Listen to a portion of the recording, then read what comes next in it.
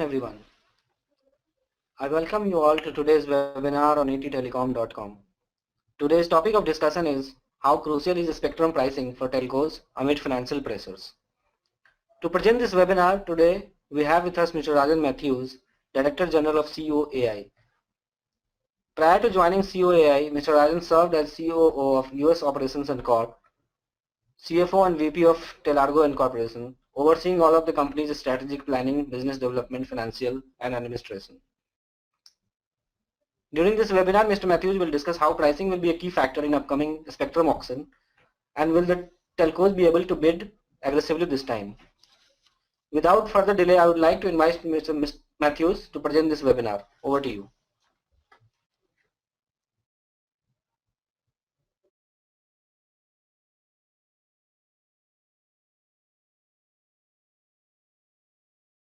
Announced by the Honorable DOT Secretary last week, there was an indication that by the June timeframe of this year, the government expected to put up all of the available spectrum. Now, based on the information that we have, we expect that the total amount of spectrum that is going to be put up is about close to 1600 megahertz of spectrum across various spectrum bands, including the 700, which is the largest band that will now become available, the 800, 1800, 2100, 2300, and 2500.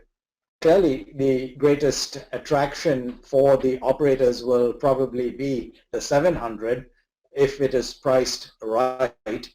Obviously, the 2100 will also be attractive because it is quite contiguous and close to the 1800-900 band, so it's a fairly attractive band as well. The bands in the 2300 and the 2500 will perhaps be less attractive only because of the lack of the ecosystem that supports those high-end bands. So overall, I think the clear direction that the industry is looking for is the pricing that will emerge from the TRAI as a result of its paper that it expects to float shortly on the matter of pricing. So with that, let me then open it. That's the overall context of the discussion.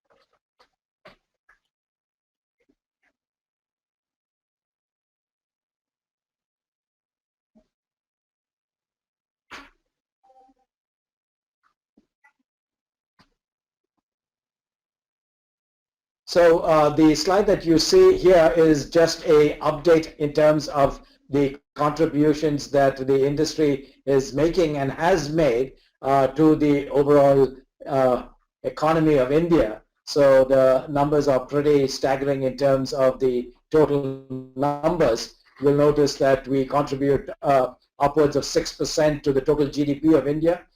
We are one of the highest contributors to the government at 70,000 crores and the second largest private sector investment infrastructure company in the aggregate, contributing some 750,000 crore rupees to date. And we've also been responsible for bringing in FDI over the last decade, among the highest among all of the industries, and obviously have created the voice revolution, which has made India the second largest telecom market in the world, just behind China. So we are looking to piggyback on that as we look at the new revolution that is imminent, which is the data revolution that is on the cusp of happening here in India. So with that, let's go to the next slide, which basically highlights again the digital snapshot. We have about 319 million internet users, and of which 118 million are active social media users. You'll notice from those numbers that we are very low in terms of penetration of data. So only 319 million have actual access to the internet, of which 118 million use social media. And even the 319 million is probably all aggregated more in the urban areas than in the rural areas. And so we have a challenge in terms of bringing close to 1 billion people in the rural areas of India onto the net and onto data services. This shows the financial stress to the industry. So if you look across, we today, in terms of debt for the whole industry, close to 270.6 thousand crore rupees, and that translates to 5 times our earnings on a EBITDA basis, and 3 times the equity ratio, or 3 times in terms of overall benchmark of where we should be. So we are principally getting into the red zone, where banks are going to be very loath, if you will, or look at it very difficultly in terms of making additional loans available to the industry because of the relatively high leverage that the industry has vis-a-vis the debt that it has. So clearly the financial picture of the industry is not very healthy at present, and the capacity of the industry to absorb any further debt is clearly a challenge for the industry. So when we look at the upcoming spectrum auctions, we have to keep in mind the ability of the industry to pay the significantly large amounts in terms of the absorption vis-a-vis debt. So this is a data point that we have to keep in mind, already at about 270,000 crore rupees of debt. And if you really look at it at a fully accrued basis, that means if you really top off the amounts of money that have been committed for the past auctions, we're possibly close to about 320,000 crore rupees. This shows the benchmark of where our industry is vis-a-vis the international markets. On average, if you look internationally, a operator in any part of the globe has 50 megahertz of spectrum available to it. In India, the operators on average have about 18 megahertz of spectrum available.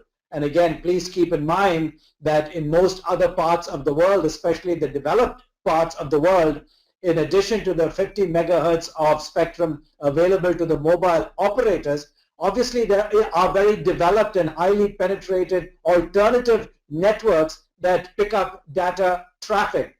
Those are landline networks, those are satellite networks, those are cable networks, and usually private and government networks. So in India, all of the traffic, or most of the traffic, is principally riding on the mobile network, where we have a scant 18 megahertz of spectrum compared to a global average of about 50 megahertz. This basically highlights the various operators and the holdings that they have in the various bands. So that is fairly self-explanatory. So it shows that there is a significant amount of holdings in the 900 and the 1800, as well as the 800. The 800, as you can see, is principally aggregated among 3 operators, which are Reliance Jio, Tata's a little bit, MTS, and of course RCom and BSNL, MTNL, and already MTS is in the process of being acquired by RCom. So MTS will probably give up its spectrum to RCom, which will further consolidate holdings there in the 800. 900, again, you'll notice that Bharti and Idea, as well as Vodafone, these are the legacy companies that started operations very early, and they have the 900, and they also rebid for this, by the way, in the last auctions on 2014, paid a significant premium to reacquire most of the 900 spectrum that was already in their possession. Similarly, with 1800, you'll notice that the principal holders are the major legacy operators, SL, Bharati Idea, Boda. Also, new entrants, Reliance Jio, because their inability to acquire 900, has acquired the spectrum in the 1800 and will work obviously with aggregating that with RCOM, and we've already seen some announcements to that.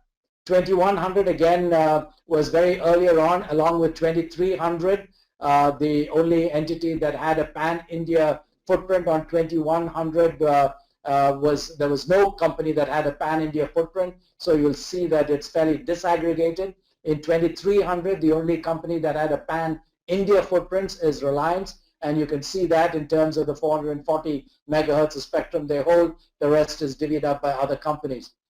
So this is the picture of where we are in terms of the present holdings on the various spectrum bands. Again, you'll notice that 2300 is very sparsely held, 21 even less so, and the rest is really in the 900, 1800, 800 band that is presently being utilized. And most of that is also candidate for implementation of long-term evolution, which is what we call 4G. This shows the actual amount of money that has been paid in the last several auctions. So if you look way back from May 10 to March 15, you'll notice all the various bands and the amounts of money that were paid. And if you take the average per megahertz of spectrum across all auctions, you'll notice that we paid a whopping 114 crores per megahertz of spectrum. That, by the way, is 33% above the global average, and this just shows you the methodology by which the spectrum bands are aggregated and kind of sold. And of course, the benchmark that we are using is 1800, 900, and 800, because those are the ones that were sold in the past auctions. And if you look, you'll notice that India has a significant, especially on the 900, which is the predominant band that is being used and going forward will be used for 4G services. Both 900 and 1800 command a stiff premium to the international market.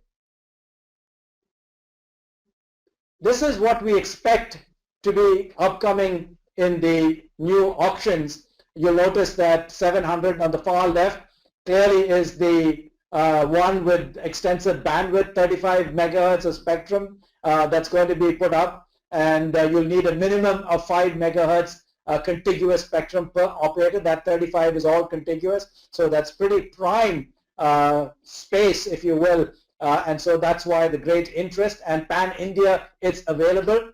800, you'll notice that again, if you aggregate the areas where 5 megahertz of contiguous spectrum is available, there's only about 8 or 9 markets where 5 megahertz is available, and then the question is, can we make sure that they are contiguous so that it can be used for 4G LTE.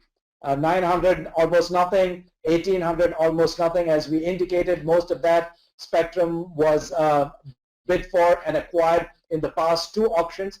And then again, you'll notice that 2100 is the defense spectrum, a portion of which was offered previously and a portion of which was acquired. This is the remaining portion of the defense band in the 2100 that the DOT has worked to get, and so they are putting all of that up.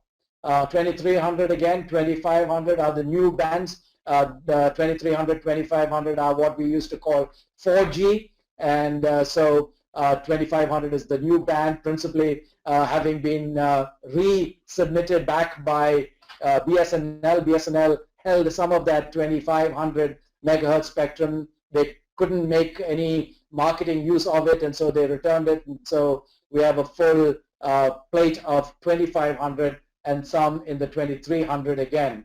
So that's what the new auction process will look like. The most expensive again will probably be, not probably, but will most assuredly be the 700 and the 800. So we think that this is the good news story. The industry has been fighting all along to ensure that there's an adequate supply of spectrum. If you curtail the spectrum supply, obviously prices will be increased sometimes artificially. If there is a plentiful supply of spectrum on demand for auction, that tends to dampen the price that is paid because of the supply. So we're very pleased that at this point in time there appears to be a significant amount of spectrum, almost 60% of presently what is being held by the operators. So if you just take the 700 block, which I indicated was going to be the most desirable of all the bands, and the one with pan-India presence, with a contiguous spectrum, with emerging ecosystem for LTE. The very last point on the right, it says a pan-India 5 megahertz block of 700 megahertz is estimated to be valued at about $6 to $7 billion. That's just one 5 megahertz block pan-India. That is going to be a significant, and so we'll have to watch very carefully as to what price points the TRAI pegs that at. That price is benchmarking the 700 megahertz spectrum at the last discovered auction price of 900 spectrum, which it is very close to. So again, using that benchmark, it is a significant hit for any operator that will want to acquire a 700 pan-India footprint. So again, some very obvious points. Spectrum is the lifeline. 60% of the operators account for 60% of the capex. The biggest value is in the upcoming auction. We've always argued for supply, and that is happening. So we're very pleased with that. Obviously, a big bang auction if most of the spectrum is going to be taken, and it will impact the financials of the telcos, as we reiterated on previous slide.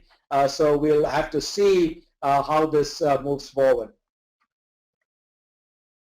So the high prices usually not good for investment requirements of the sector. So again, you'll notice that if you continue to ask for this type of investment upfront, we have some financial challenges for the industry, especially given what the government is looking to achieve on Digital India, broadband for all. That itself is 1 billion connections, BharatNet, which is the fiber backbone, 100 smart cities, which is principally going to be all last mile driven on a wireless network, and governance, Make in India, all are going to be very closely connected with the availability of spectrum and the ability of the operators to invest in making sure there's adequate network capacity available. Again, we would like to see reasonable pricing of spectrum, and high bidding will be negative. The point we would like to make here is that I think it's time that we as a country looked at alternative methodologies of pricing the spectrum. Please understand that we as an industry are absolutely committed to auctions as the only way that auction or that spectrum ought to be allocated and priced. That is consonant with the Supreme Court ruling, and we support that.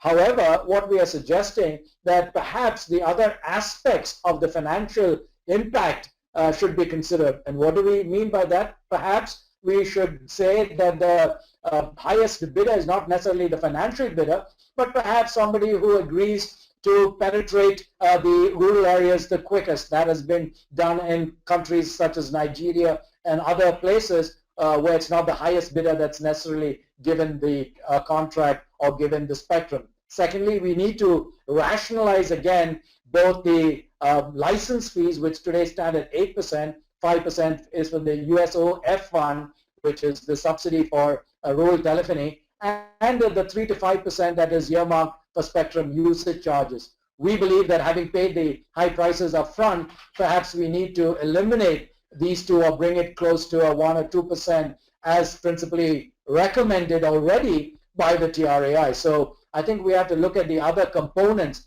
of the levies and fees that are impacting the industry and make sure that we can reduce this, given the fact that we are now paying for the spectrum up front free of this, we are also looking at various tax angles, tax-free periods. So debt which is tax-free to the holder of the debt, perhaps holidays on taxes, given the infrastructure nature of the industry. So there's all kinds of alternative ways that government perhaps should be looking at reducing the financial burden so that these upfront payments don't become an impediment to reaching the government's own priorities and programs. Thank you.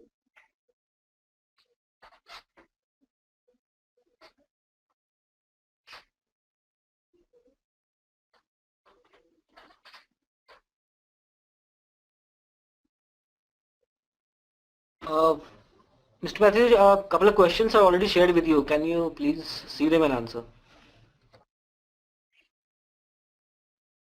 What are the questions? Do you think 700 megahertz option for the first time will bring record bids? So I think that the 700 megahertz spectrum, I'm not sure that it will bring record bids because for one, there's more than adequate supply of spectrum. So clearly incumbents, operators, as I showed you, already have spectrum. There is no question but that additional spectrum will be required. However, we expect that that is going to be required in the next 2 to 3 years, not immediately. What has happened is that the government has rolled out spectrum sharing, spectrum trading. That has allowed for consolidation within the industry. That means the spectrum that was previously held by other operators is now being aggregated with existing operators. So that already enhances the amount of spectrum held by these significant operators. So the spectrum sharing trading has already led to consolidation and has led to more efficient use of spectrum that is already being held by various operators. So that is a issue that will perhaps dampen some of the immediate demand. Also, what we are seeing is the aggregation of, if you will, of 1800 megahertz. 1800 holdings presently by the operators are fragmented. The industry is working to bring those into contiguous 5 megahertz spectrum by swapping the frequencies presently held. So that's happening. We've asked the DOT to facilitate that. So again, that will ease some of the immediate demand for spectrum. And so this combination of factors means that most of the operators are not looking for immediate capacity requirements. However, given the uptake in the demand of data services, we clearly see the need in the future, which is about 2 to 3 years away. So we will have to see how that plays out. Those who feel an immediate need might choose to bid for 700. We don't expect that it will be exorbitant given the stressed financial situation, and the remaining megahertz of spectrum that is unbid for will perhaps have to come back online in a subsequent auction.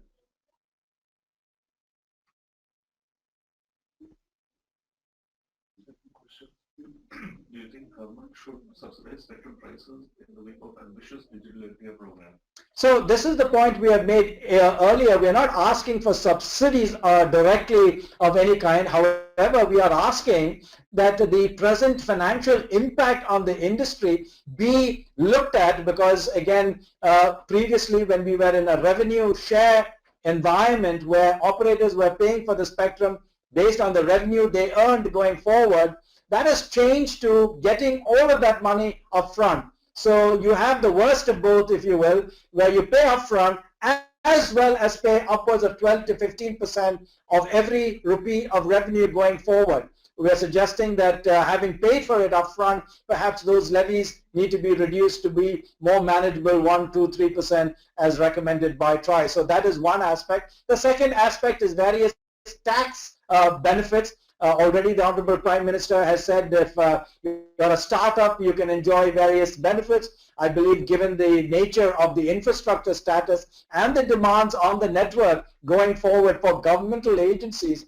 and for Bharat Net and all of these other programs which benefit all of the citizens, I think there is an opportunity for the government to look at those tax benefits to the industry as well. with the data flow. Request you to read out the question also so that the participants would be able to understand the question. Okay, so the previous question was, do you think government should, subsidize spectrum prices in the wake of auctions? And I just basically said no. There's a different way of doing it other than direct subsidies. Well, so go to the next one. What is it? The deck will be made available on the COAI website. Yeah, so we are saying is that the presentation material will be available on our website. So for those of you who want to access it, please access it via our website. Those are the questions that were there. So with the debt of over 2.5 lakh crores on the industry and investment on network improvement, do you see sector consolidation going forward? So the point is that given the requirements of investments in the industry, do we see consolidation? Clearly we do. Already we are seeing significant consolidation. Or there's been an announcement that MTS is in talks with Arcom to sell out their holdings to Arcom. Videocon has already sold 2 markets to Idea. So other operators have been looking at sharing and trading spectrum. Arcom, RIL Geo has been looking at consolidating in the 1800 as well as 800 area. So already that is happening, and we expect that that will continue to happen going forward. So because of the sharing and trading, we will see more of this consolidation happening in the industry. For 5G services, will again a new spectrum auction be rolled out by the government, or can it be carved out in the existing 2300 megahertz license? So no longer is any particular band of spectrum being designated as for 4G or LTE. In previous years, principally when the first auction was held in 2010 for 4G, the technology was such that the band was specified. Increasingly, what we are seeing is that all of the spectrum bands, whether it's 2300, 900, 1800, 800, 700, globally, all of those spectrum bands are now becoming amenable for use for LTE, and that's where you'll see a lot of our operators are beginning to roll out 4G LTE type services on 1800 or some 900, and going forward we'll continue to see that. 700 obviously is another candidate for spectrum bands that can be used for LTE, but again, as I indicated, spectrum bands are becoming less and less important, and we're becoming agnostic because LTE will principally be able to work on most of the spectrum bands. The critical issue is, will the handsets, and so as the smartphones proliferate, there will be an increasing ability of the smartphones to also recognize these multiple bands, and so we'll wait to see how both those ecosystems develop. Next question. What are the immediate steps that the government should take to overcome connectivity challenges to facilitate digital India? The principal challenge that the operators are facing is with the right of way. What we are facing is that more and more local municipalities are seeing telecom business as a way to fill their coffers. States and local municipalities are being challenged, obviously, from a financial perspective, and they see the telecom industry as a sort of sitting duck, if you will, to extract these resources, and as a result, our rollout of our cell towers and of the laying of fiber is being hampered significantly. That impacts the coverage that we can provide, that impacts the capacity that we can provide. So clearly we need to be working with the DoT, and the DoT has already been a big help in terms of helping us get to these areas which have been unavailable previously, government buildings, defense lands, the postal department's facilities. So we're working with the government, and we're working also with local government to ensure that reasonable prices are paid to allow the right of way to be given to erect our towers and to lay fiber. Next question. How do you see the device ecosystem shaping up for the 700 megahertz and 2500 megahertz spectrum bands? So these are sort of bands that are still a bit futuristic, so that it's only the high-end smartphones that are coming onto the market that will work on these higher bands. please remember that the 700 megahertz spectrum band technology, if you will, that is being used in the US and in China is a bit different from that which is to be used here in India. And so the ecosystem basically on the handset side will have to look for the volumes to come from our market here in India on 700 and 2300. So I think that as a result, 700 megahertz spectrum, although desirable, will take another 2+ years for it to completely catch up with affordable handsets or smartphones that will work on that particular band. Do you see a major increase in optic fiber rollout in India? Yes, I think as a result of the national fiber optic network that the government has initiated, we're already seeing a significant increase in the mileage of optic fiber that is being laid. We are trying to hasten that up. It is behind schedule, but the government is pushing, and private operators are also keen to begin to start laying fiber. But also remember that the technology is getting to the point that high-end, what we call high-end E-band, V-band type applications in microwave technology are increasingly making fiber less important immediately. So those will be the immediate ways in which we will perhaps supplement fiber. And also as we go forward, the use of Wi-Fi will be another way that we begin to offload some of the demand and the pressure on the need for fiber optics. But clearly, yes, that is something that both the government and the industry is working on to ensure we can have the backhaul capacity to meet the increasing demand for video and streaming video and those applications. Next question. What, according to you, will be the direct impact of RGO's entry in the next 3 to 4 months? We all are waiting to see what Reliance will do. Clearly, they have a good technology commensurate with that spectrum band, which is the 2300, 800, 1800. They are clearly going to partner with RCOM to make sure that the customer has a good experience pan-India. And if you will notice that all our other operators vis-a-vis Airtel, Voda, Idea have not been behind in terms of rolling out their own 4G networks. So I think we will see a lot of competitive pressure initially as we go forward, but that's not too bad as long as it's rational and not destructive. Consumers can look forward to some good price points and value. But I think in the long term, it's not going to be about the immediate voice and data. I think long term, we're looking at other factors such as cloud computing, machine-to-machine, Internet of Things. I think those are the new opportunities.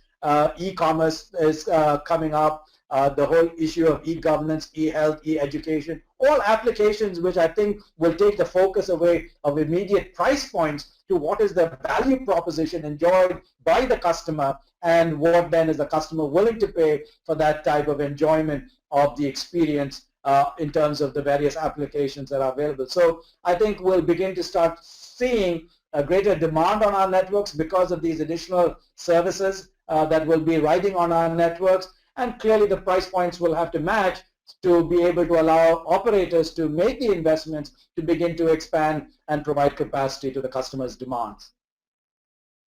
Next question. What's your take on white space spectrum in the UHF and VHF band if it comes up for auction after discussions? So first of all, a bit of clarity. The white space as it presently stands is an emerging technology and it is being trialed. It has been tried in several countries, not very successfully. We're trying it again here in India to see if perhaps it could work here. But please remember that the white space is principally going to ride on 700 megahertz spectrum. Our point of view is that if any spectrum band is to be used for commercial purposes, it must be auctioned.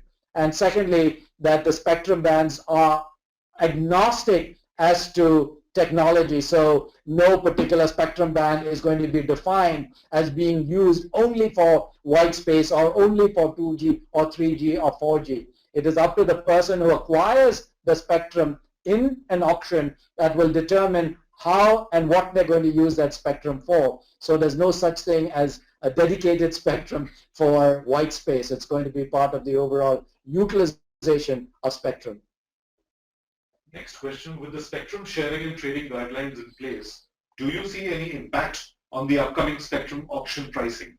Yes, I think the scenarios in terms of the potential demand for spectrum will clearly have diminished because previously a lot of spectrum bands were disaggregated, fractured, held separately, and the spectrum trading and sharing has allowed for consolidation, has allowed for more efficient use of the spectrum. That's a good news story because you never want to have spectrum being idly left because of an inability to use that for providing the best optimal use for the end consumer. So I think the fact that that is happening as a result of the government's finally getting those across the finish line is helpful. And in the immediate need, that is in the next 2 to 3 years, I think that has contributed to a dampening, if you will, of a demand for additional spectrum. Again, I want to reiterate, the industry will need additional spectrum because we are at 18. We probably will need to get up to about 45, 50 going forward if we have to meet the types of demand that we are seeing for smart cities, for Internet of Things, for machine-to-machine, governance, health, and all of those factors. As and when they come on, we will need it. The immediate need is not there, so therefore we'll have to see how the pricing will contribute to the uptake in the auction process. Next question is, do you see fiber to the home services deployment in India, given the low rollout so far? Fiber to the home is an extremely difficult proposition in the urban areas only because we have limitations in terms of digging up our streets and getting the fiber laid to the curb. So it is happening in some places, but again, it will be very spotty in terms of where that service is available. However, I indicated that there are alternative technologies that are on the horizon that are being implemented, basically looking at the 35, 50 gigahertz parts of the spectrum which are now idle and perhaps can be used for a microwave, and it gives the ability to get to near fiber types of capacity. There are alternatives, and I think in a country like India, where we perhaps have to leapfrog some technologies, this perhaps might be the more fundamental way we provide the bandwidth that is required, and in the longer term, perhaps worry about how we get fiber to the curb or to the home. Next question. Why do you think that 700 megahertz auction has to do after some months or a year? So a couple of reasons why, because as I indicated, the immediate pressure for spectrum has eased a bit because of the past spectrum auctions, the fact that spectrum trading and sharing has happened, and that there's been consolidation in the industry where some players have exited and their spectrum has become available to the existing operators. I think those are the immediate reasons why there's not an immediate pressure. There will continue to be, as I indicated, demand for spectrum as we go forward. So given that that is perhaps 2 to 3 years away, we can perhaps wait, and that also gives operators the benefit of trying to strengthen their balance sheets because at this present time they are pretty much over leveraged and banks are very nervous about making additional loans available. So I think another 2 to 3 years to allow operators to make the investments in the present 4G environment, focus on allowing them to roll out their networks, formalize their business plans and their business models, and then wait for the ecosystem to catch up, which is principally the handset. The smart handset pricing has to come to a point where it makes it a mass market instrument at an appropriate price. So I think the combination of that really is what sets the tone for a 2 to 3 year time frame as far as India is concerned. Next question. What additional support does the telecom industry want from the government to increase last mile connectivity and increase the network performance? So clearly, again, I indicated that the right of way at the local level is clearly an impediment to us in terms of the present rollout of our networks, which focus on towers and cell sites, and the laying of fiber. So the government of India, the DOT, and the Honorable Minister has been working closely with the industry to make sure that we have access to government properties, defense lands, post and telegraph facilities. So that allows us to be able to provide additional coverage.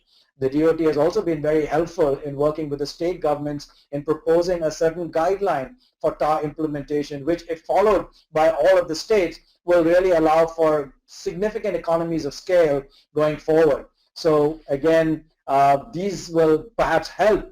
Again, it takes 9 months or so for these things to roll through. So one shouldn't expect to see an overnight improvement, but the improvements are there. They are certain. They are happening. They will happen. We will continue to make the investments in the network that is required. As and when these impediments are removed, you will begin to see faster rollouts and experience of 4G type speeds and experiences for the customer.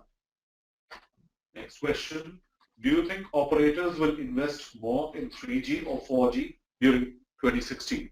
Clearly, the investment decision is based on the demand from the customer. All right, you're not going to invest in something that is not demanded by the customer. Clearly, at present, 85% of our revenue, or close to that amount, comes from our voice services. So we will devote a significant part of our network capacity to providing for that voice demand. However, as we look forward, we are seeing increasingly a significant increase in the demand for data services. Just by way of a data point, every new smartphone that gets turned on the network utilizes 7 times the amount of data that a high feature phone demands of our network. So given that type of magnitude in demand, it is a customer driven demand. And so we as operators have to ensure that our networks are ready to absorb that type of capacity that is being demanded by the consumer. Consumers are increasingly demanding video type of applications. That too puts increasing demands on our network. So the combination of factors will want to make sure that 4G is that which is being demanded because it affords a better customer experience, better speeds. That's where in the future, as we go forward, the major investments are going to be made. Again, let me reiterate, because it's the customer that's making the demand. I guess we'll take this last question.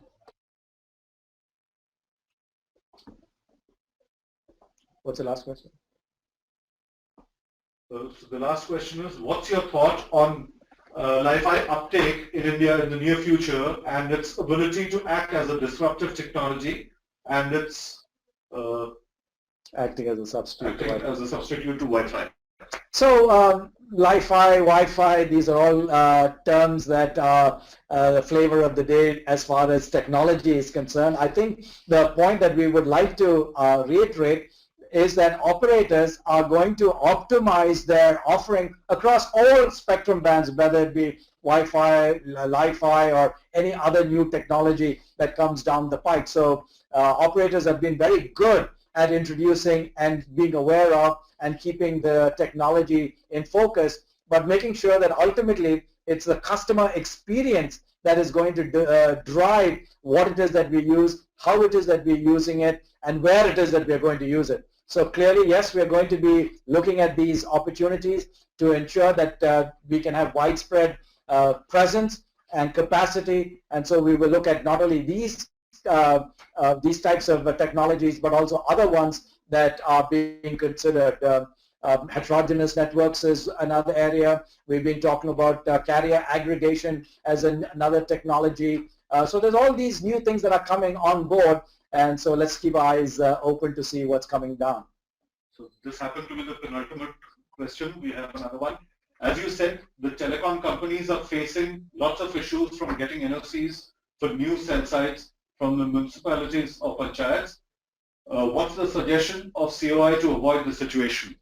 First of all, I don't think we can avoid the situation. We have to deal with the situation because as per the Constitution of India, the center has certain rights and the local governments have certain rights. They are required to enforce certain aspects of the law such as fire, environment, all of those matters, building codes, All of these are aspects that the local government is responsible for. And so when we want to construct a cell tower, the local governments and municipalities must look at those in terms of giving us permission.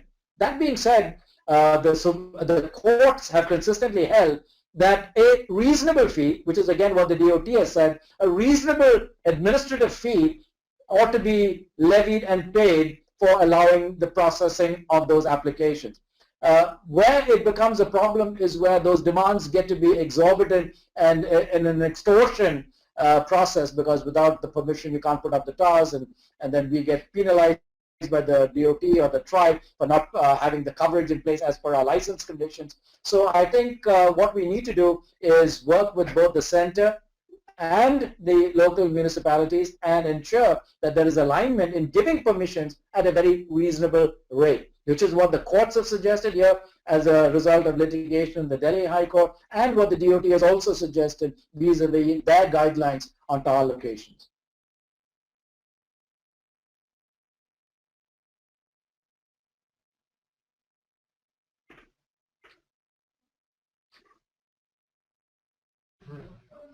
Um, Thank you, Mr. Mathews, for taking this webinar on ET Telecom. It was really an insightful session. We learned a lot of things about the problems faced by telecos and also about spectrum pricing.